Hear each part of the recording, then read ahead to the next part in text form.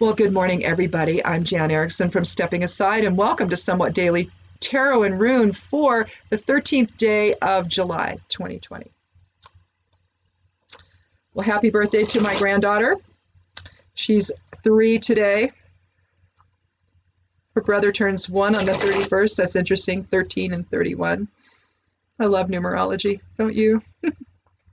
One thing I wanted to remind you guys, the comet may be visible tonight in the northwestern sky below the Big Dipper. We go out every night and we look at the sky and watch for stuff, you know. We didn't stay out and watch. I guess the space station was going to go overhead. It might be doing it again tonight. I don't know. We'll pay attention to that if it does. I signed up to get a notification when it's going to go overhead.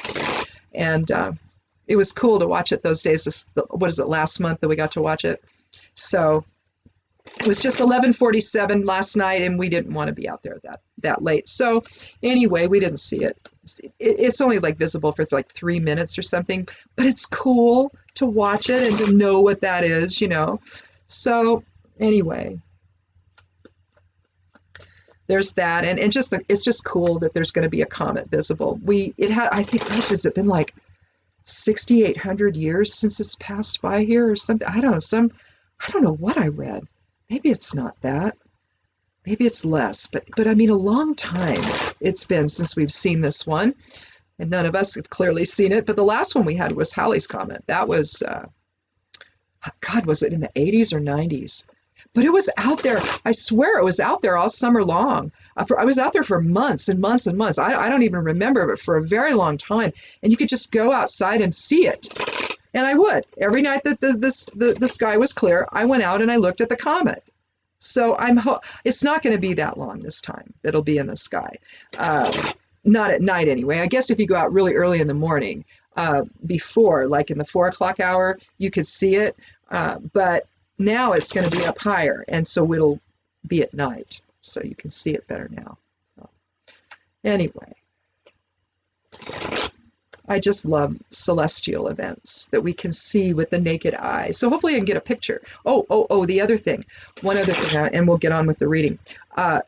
Jupiter is in opposition tomorrow, and that means it's going to be the closest. And if you're looking, that's what you're seeing in the sky. You're seeing Jupiter up high, which is really big, and then down here toward the left, you're going to see a smaller, lighter Saturn. Well, let's see. I think it's what day? Let me look.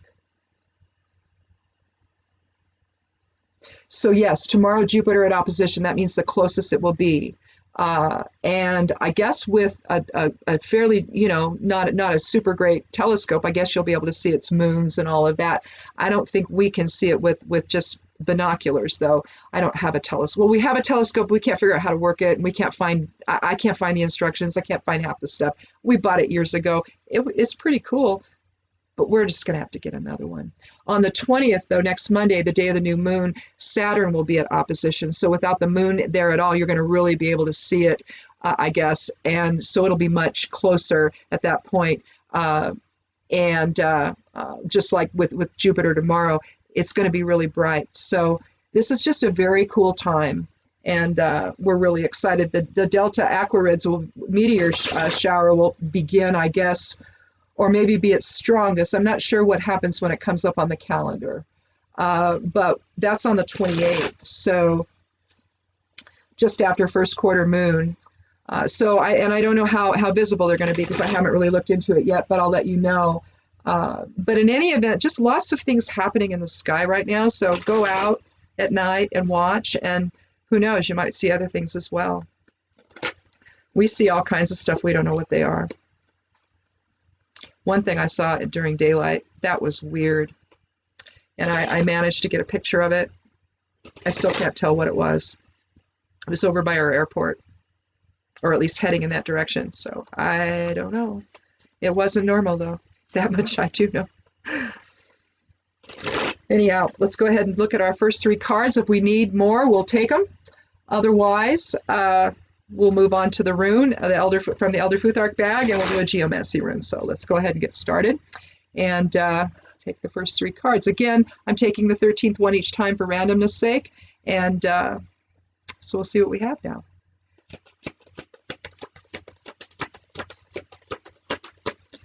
So first card today, the Chariot.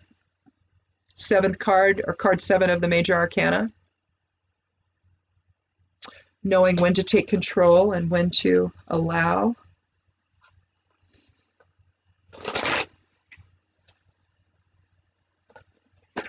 Well, okay, we're dropping cards. King of Pentacles.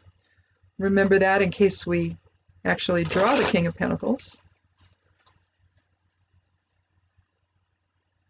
I'm getting my cards tangled up with my shawl on my lap.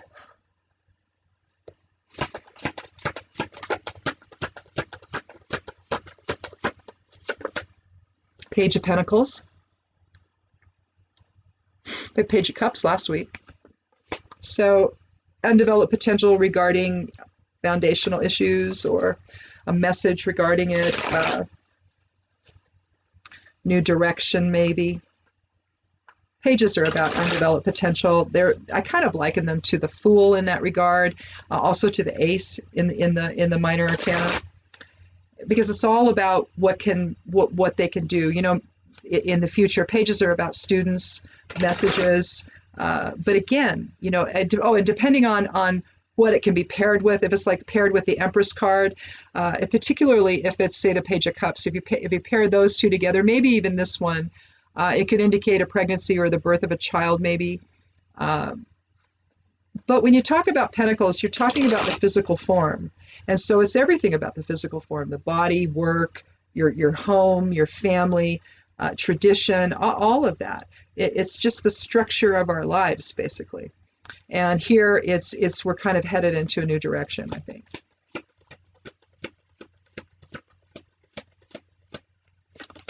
Maybe having to do with a new normal. I don't know. We'll see. Here we have the Ace of Swords. New thinking, new perspective. Undeveloped potential in that regard, again, with the Ace. But I think what we're going to do here, initially, we're going to put the Chariot in the center. But let me look at it for a moment. So we have an 8 energy total. So we're talking leadership. So if we go from that and universal harmony and greater understanding and awareness of the collective nature of things, I'm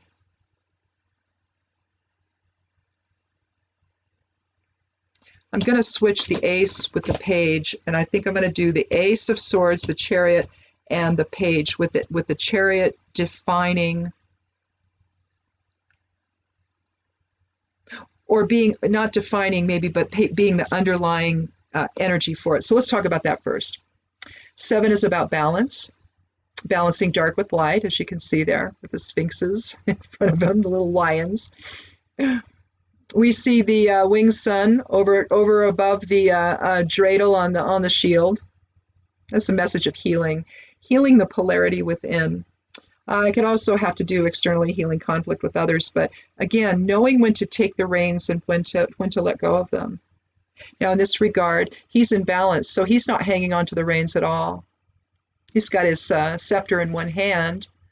You see the moons on his shoulder with the center one implied, so triple aspects there. Mind, body, spirit in balance in terms of this. You see the cloth above his head, and behind him, Merkabahs everywhere. You could say that this is his soul vehicle, because you can look at the Merkabah as the vehicle that houses a soul when it's moving around.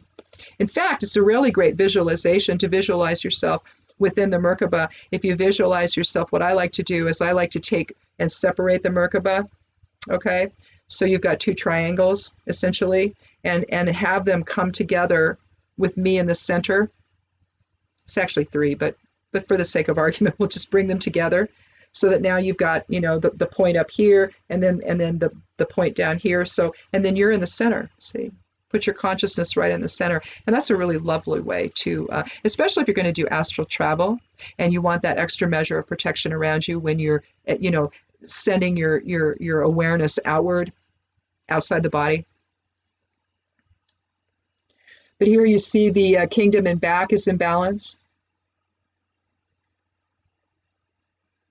So I think that, you know, the 7 also is about letting things come to rest. You know, we're in a 7 month. And So basically, that's what we're doing here. We're letting things settle out, and we're taking an observer role this month so that we understand really what's going on, especially with the virus kicking up everywhere. One thing I was trying to remember and then forgot, and I had to stop the video because I got too far in. Um, One of the things that, especially now that we're talking about opening schools, and I doubt we'll do that here, but one of the things I saw is that the number of children ill with this here in my state, in Oregon, has now increased to the same level of people in their 80s.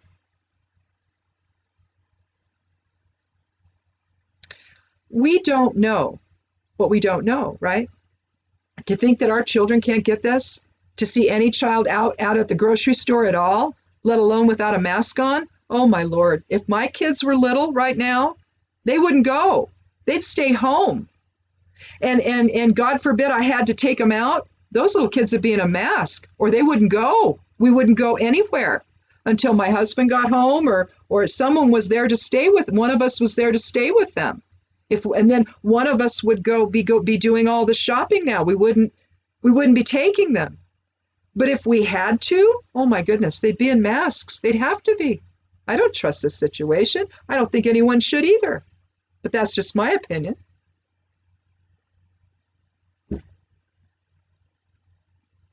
I don't even know. I really don't. But this is the time, this is the month where we have the energy to take a step back and let higher self let us know what's really going on here. Let that inform the situation. That's what we are. We don't let go of it and then have a good old time here with the ego in charge. I mean, that's really the true polarity. I mean, we can get into masculine and feminine polarity, which certainly exists. But the true polarity we have to resolve is the one between spirit and ego. The rest of it, you do that, the rest of it's going to fall into place, right? I'm serious, it will. But here's the Ace of Swords. We see above a kind of a barren, well, I mean, it's up high, so, mountains everywhere. But a hand reaches out from a cloud. The clouds are dark. So, you can look at that as the unknown, but the darker it is, I kind of read it as maybe deception. But the sword in his hand, or in the hand, is straight up and down. It's got a crown. So this is a message from Spirit. You see the garlands up there as well, sort of signifying victory in a way. So something positive. So positive new message, a positive way forward, a positive direction, a change in perception. One that reflects a more balanced viewpoint, again, aligning with this. Together, you have an 8 energy. And so that's quite powerful. The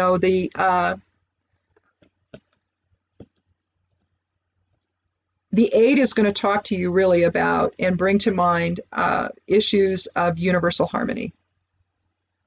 You look at the 2, which is inner harmony or harmony with one other person.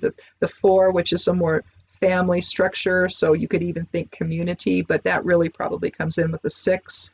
You're going to see ever-growing levels of harmony and awareness of that harmony with others. By the time you get to the 8, you're talking the rune Tyr, or Tiwaz rather, the god Tyr, and the spiritual warrior within, to understand the bigger picture, to understand the practical nature of things, that it's not about ego. It's really more about the most practical way forward, so that the majority of people, if not all, are protected, and that they have a sense of security in their lives. Right now, we don't have that because we're still struggling between whose authority. Is it Dr. Fauci? The one they're trying to do Oppo research on now and trash publicly. See, they want the schools open.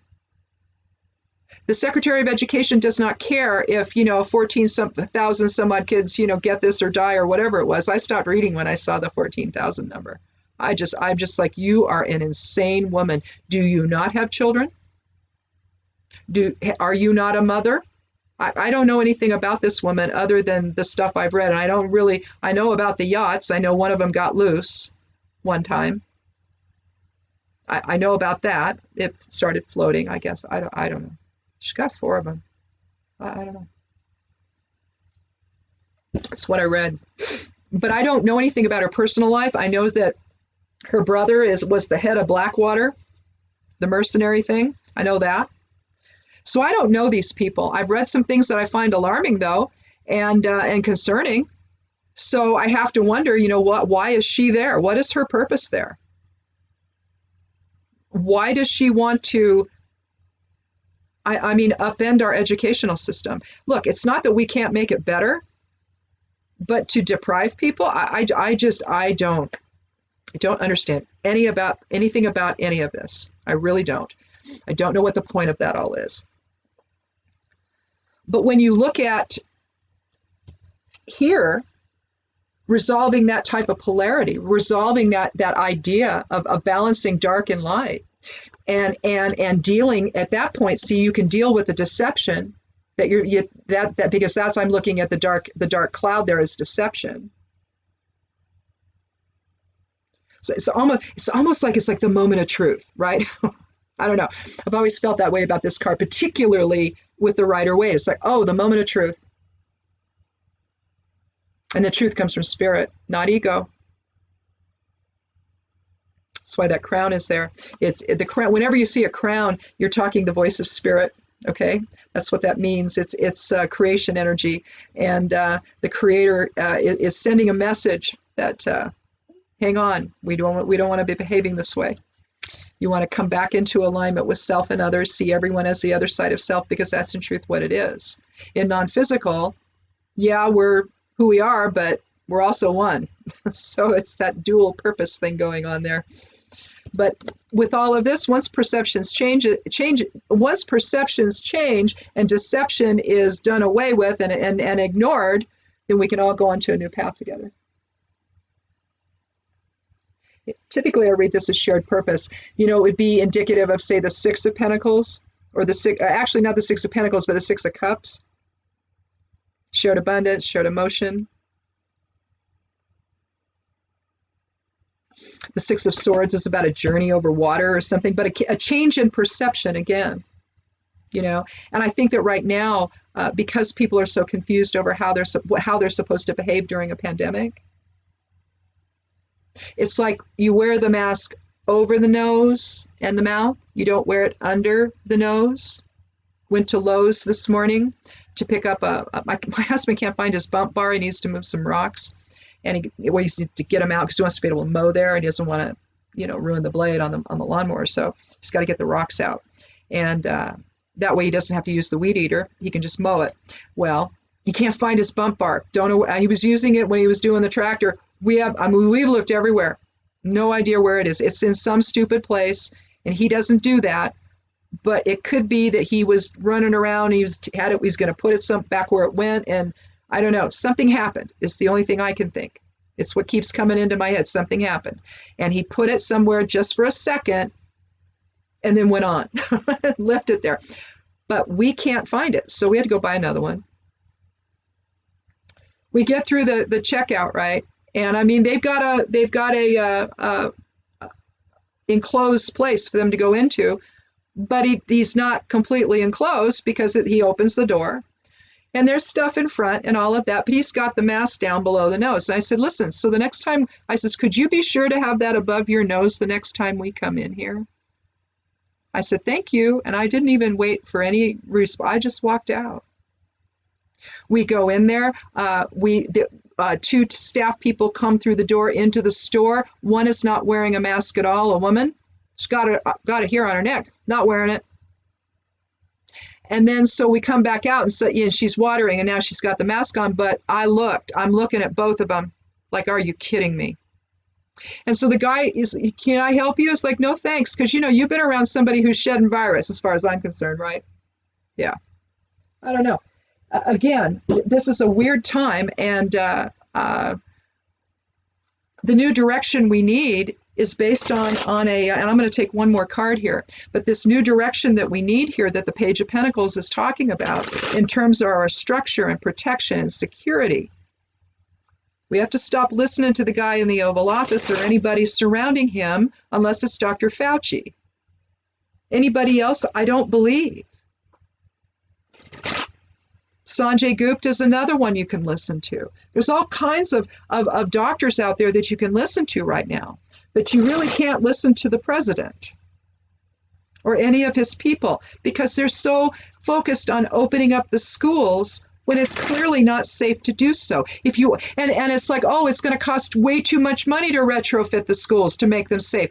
Well, my God, then don't open the schools. But you see, it's all about his perception of the economy functioning. But guess what? If everybody's sick, they're not going to go anywhere. If your employees get sick, how are you going to run your business? What happens when you go back to school? What happens? Whole house gets the flu or a cold or whatever. It always happens. Unless you homeschool like we did. But for the time that we didn't, we looked forward every September and October having to deal with at least a cold. All of us. Because that's what happens. Well, what if it's COVID? No, this is going to, you put kids back in school, that's going to decimate people. And that makes no sense to me at all, but good Lord.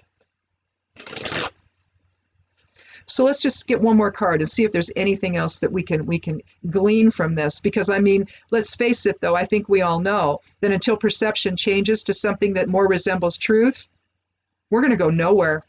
Well, we'll circle the drain.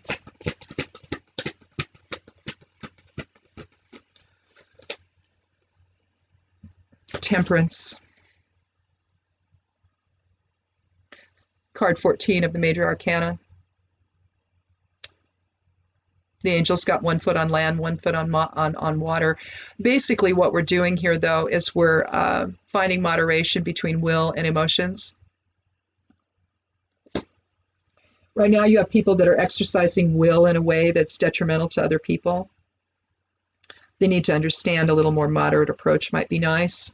You know, it's not going to kill you to wear a mask in a grocery store. It's not going to kill you to wear a mask when you're near people. It's not going to kill you at all. And I think that temperance in this regard is just asking us to moderate our perceptions and get out of the extremes. The people that are anti-mask are so anti-mask that they're coming up and coughing on people, that they're yelling at them, that they're bothering people. Somehow my wearing a mask sends somebody else off a cliff, off the deep end. They start behaving in ways that are so shameful. It all gets on video. Everybody videos everything now, and it's just I don't know. I don't know if it's truly indicative of a lot of people, a lot of things that are going on. I don't know. It's easy to think that, though, when you see so many of those videos that this is happening everywhere, and maybe it's not. I've actually never seen it. I've only had one kid who was like probably in his early 20s give me a bunch of lip for being too close to me in the checkout line. And I told you guys about this the other day. The one time we went to Walmart. We haven't been there probably in over a year. I was fed up with it, and I wasn't going to go back. And consequently, we're up there, and I'm about ready to put my code in for my debit card. And he starts walking up about 2 feet from me. I turn to him. I say, back it up 6 feet now. And my husband, glaring at him, didn't say a word. The guy sees my husband looking at him, suddenly turns his back to us and stops talking. Yeah. I don't put up with it. I just don't. If you don't say something, but then again, you risk a confrontation if you do. But I'm not going to back down. And my safety is more important than some idiot. I don't know what he was doing. Was he trying to see the code I was putting? I mean, what was he doing? It makes no sense. Here we have Ansus, the voice of spirit, Odin's rune. 4th rune, I believe. Yep. Of the Elder Futhark. We really have Laguz twice there, above and below it there. Laguz looks like this. There's the pen. There's the pen. So this is Ansu's.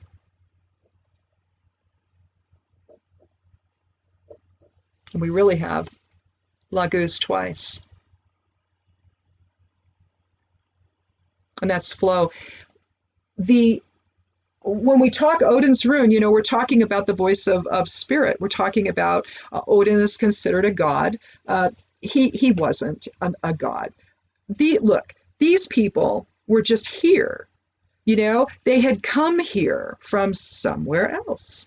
And so, they were on planet and they were living here and doing, whatever they were doing. And, breeding with us and, doing whatever. Some were genetically manipulating our DNA long time ago, before that even. But over the course of time, you had various people here that came to the planet and were affecting change, were giving knowledge. They were teaching us about all kinds of things. One of the things that we got when Odin was here, he's also known as Woden with a D, or with a W rather, but Odin, when he was here and his people were here, he received the runes he hung upside down that's the story. He hung upside down from the world tree, sacrificed an eye in the process. That's why you see him with a patch over his eye. Sacrificed an eye, and the Norns of fate, the three Norns of fate. Now we see them in various forms, so they might be known as something else in other pantheons, but the Norns of fate were the ones that gave him the runes, and the runes, of course, are both divinatory and also they're a language, and so that's why you see. You'll see messages inscribed. You'll see it both with the Elder Futhark runes, like what I'm using, or you'll also see them with the Owen staves. You'll see them with that as well. You'll see some stones that are famous, that you'll see inscriptions, and it's either done in runes or it's done in the Owen staves, which is a different type of runic language. But basically,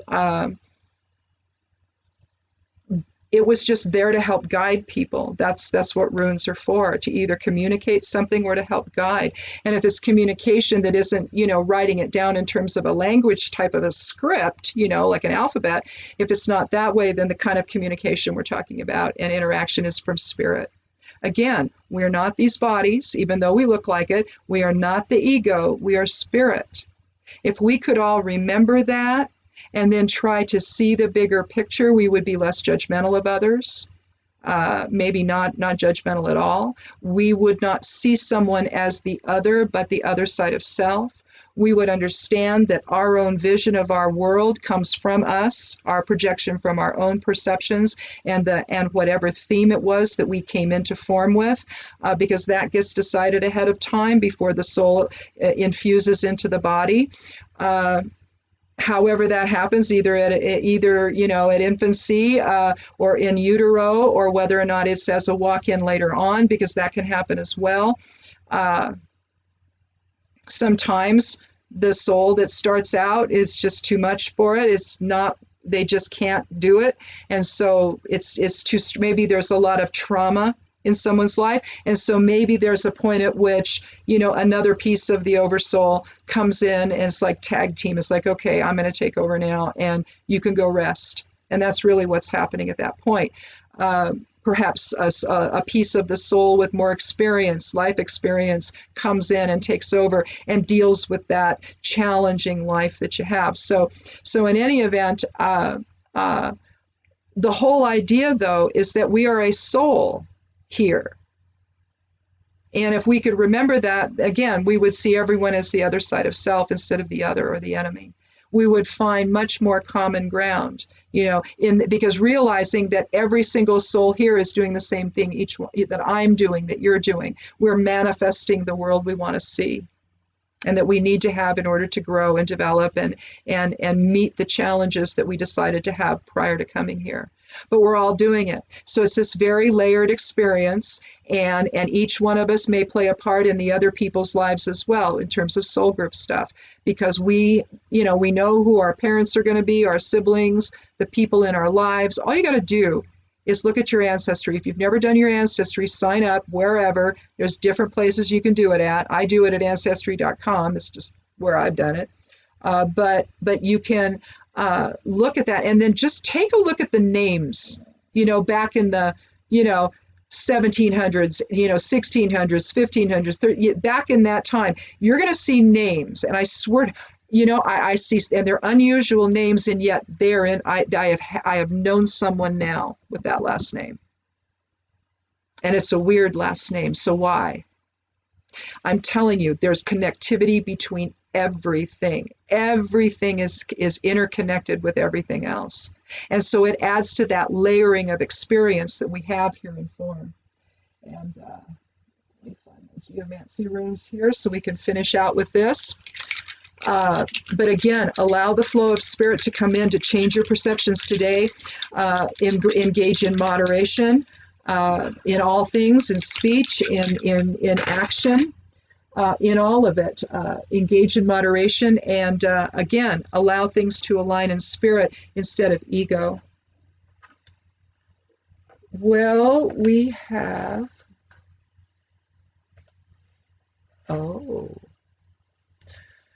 a challenging one for this moon day. Okay. Let me be careful here so that I don't knock my tea over. I almost did that the other day. I did a little bit, and a little bit. Oof, I can't have that. So the geomancy rune today is Cauda Draconis. I've been binge watching Game of Thrones. I'm in season 7, getting close to season 8.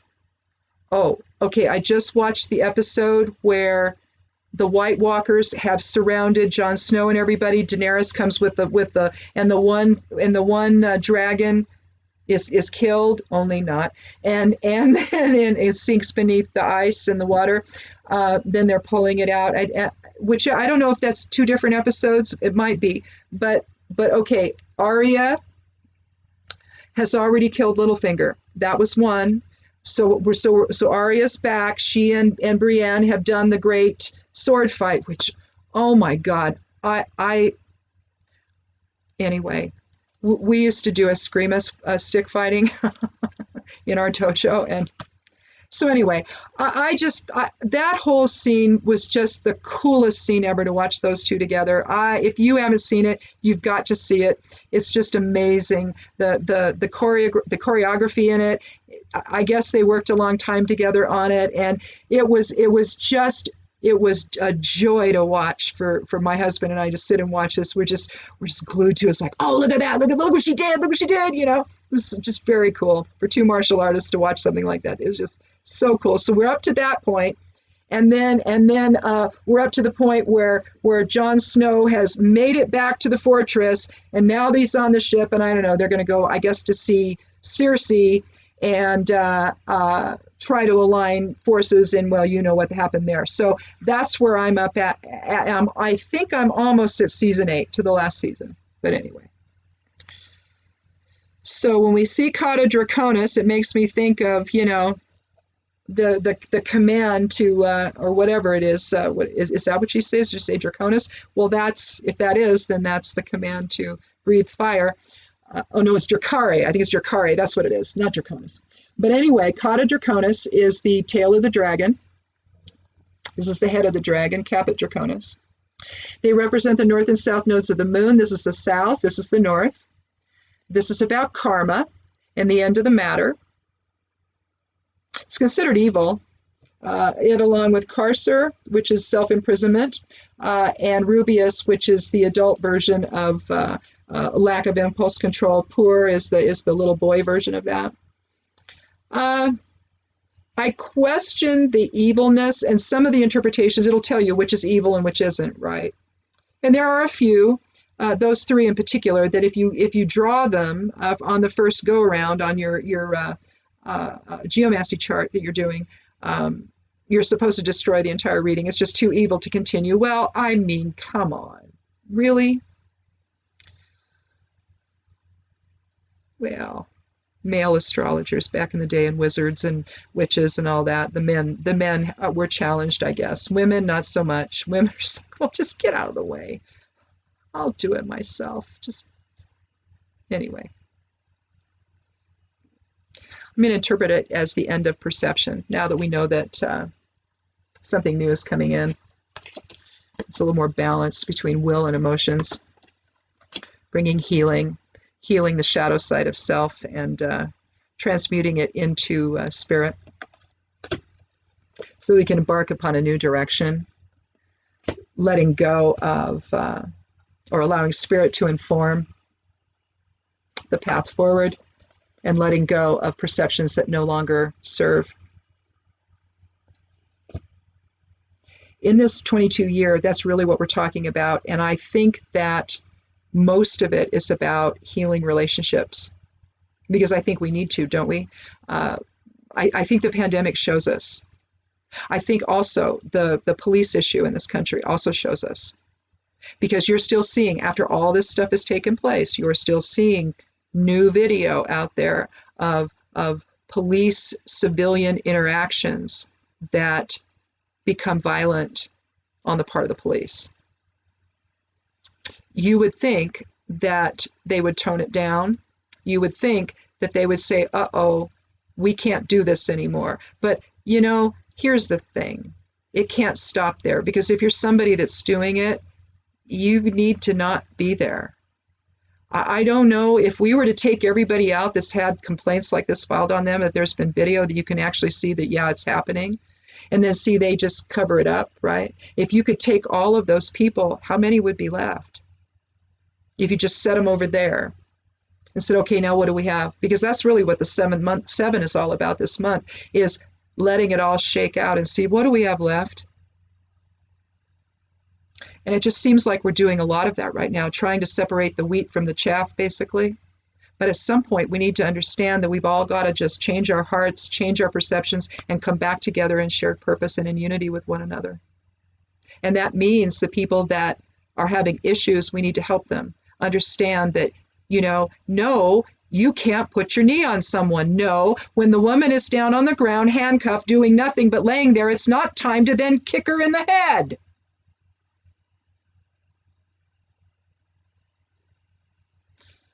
My husband had to shut the iPad after seeing that, because he couldn't. He was so upset, Look, we had a school for a long time, martial arts school, Kempo school, and when you have that experience of learning how to control your contact with people, learning how to defend yourself, understanding the awesome responsibility involved in potentially causing harm for someone, because even in self-defense, there is the possibility that you might hurt somebody in the process. Now, you might be justified in doing so, but as a human, it ought to matter to you that you did that. It ought to give you pause to know that you put your hands on someone, even in self-defense, and then knowing the effect of that. Did you break a bone? Did you make them bloody? What did you do? And you can then go back and say, well, should I have done that much? Well, maybe so. Maybe you'd even have to, do more than that, right? But the bottom line is what you did needs to matter to you. It needs to take your breath away a little bit, that you could harm someone, even in self-defense. Just know that that's a double-edged sword, because some people, once they have the experience of doing it, somehow they're not so afraid to do it again. And that's the point. Understand the awesome responsibility of this, and our police don't seem to understand it, at least not all of them. Maybe some do. I hope some do. We've got to have some people left. and instead what you have is the deception, instead of the clarity of, well, defunding the police means you want to do away with the police. No, it doesn't. It means that we don't want them to have the military weapons anymore. It means that we want to shift certain functions of them to some other type of a thing. And so you won't need as much money to run the department at that point. That's what we mean by defunding the police. So maybe we just need not to use that word because people take advantage of it and start, yapping and saying, well, it's really this that they're talking about. No. We want a police department. You got to have a police department. You have to. We just don't want anybody hurting anybody and having a good time doing it. See? Because in an altercation with a suspect, the suspect could get hurt, but so could the police officer. That's all we're saying. There was a video of a guy on the ground, had him in cuffs. Guy with a police dog comes. The guy's on the ground in cuffs. Let's bite him. Let's bite the guy's arm. And so then we're going to take the dog and we're going to run him around and just kind of do this with the dog. So the mouth, and he's still holding on to the guy's arm, crunching into the arm. That's the kind of stuff we're talking about. We don't need that. Guy was on the ground in cuffs. Leave him alone. You have all the advantage at that point. If he's spitting at you, put a spit thing over his face. But don't hurt him. You have no right to hurt them. They're in cuffs. They are subdued. Look, if people in mental hospitals, if aid staff and nursing staff, medical staff in psychiatric facilities can get this done with a combative patient without retaliating to that patient and trying to physically hurt that patient, it's all about restraint. You can do it. Get enough people, you can do it. Do you then, when there is no more, when there's no need to do any more because you've restrained the person, is that the time now to hurt them? Yeah, that's the thing. We need a new direction. We need a new direction, and we need the end of this stuff. Whatever karma that has brought us to where we are, let it work in our favor. Understand the message of it. And change your perception. And let's move in a new direction once we do that. So anyway, that's it. I'm glad we got that one. I love the Draconi. I do. The North Node one, the Caput Draconis one, that's about new directions. We could have just as easily gotten that, but the end to karma is what, we need to, look, we're working this out now. It's intense because it's going to transform. So as difficult as it is, we cannot become complacent about this, whether we're talking the mask issue or whether we're talking about staying safe around police. I don't feel safe around police. I don't care if they're nice as pie to me. I don't feel safe around them, and I haven't in years. And now, after what I've seen, I really don't. We have to move past that. We have to change that perception, because I know I'm not the only one. But that's going to be predicated on how the police behave going forward. No more deception. That's what we've got there. We need clarity. We need understanding. We need truth. So anyway, that's it. That's it for a Monday. Thanks for watching, you guys. I appreciate everybody who comes by. All of you who have subscribed, thank you so much. And to those that may subscribe today, I hope you do. That would be so wonderful. So again, happy birthday to my granddaughter, 3 years old. And she's adorable anyway. So is her brother. It's just, isn't it wonderful? Grandkids, they're just the best, aren't they? Anyway, thanks so much for watching again, and check out the blog.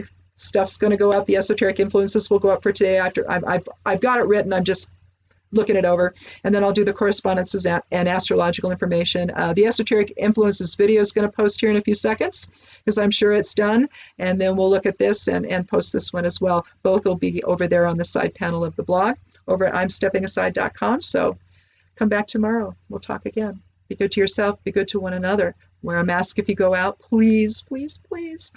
And blessed be